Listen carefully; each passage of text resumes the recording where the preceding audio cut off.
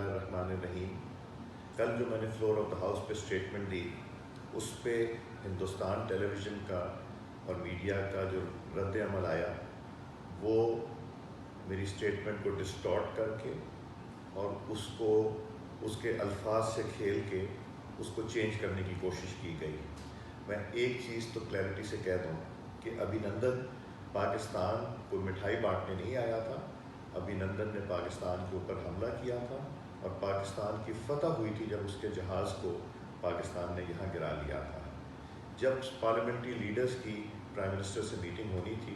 اور 7 بجے کے بجائے وہ 8 سوا 8 بجے انہوں نے فورن منسٹر کو بھیج دیا، چونکہ ان کی کیا سوچ تھی،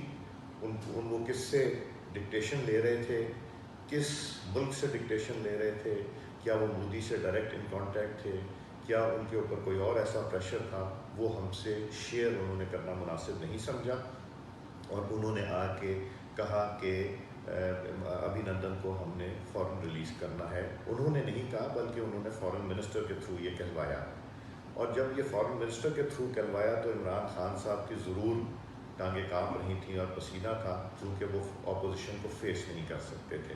اور کیا اس میں منطق تھی، یہ صرف عمران خان صاحب جانتے ہیں اور ان کے علاوہ پاکستان میں کوئی نہیں جانتا۔ ان کا یہ فیصلہ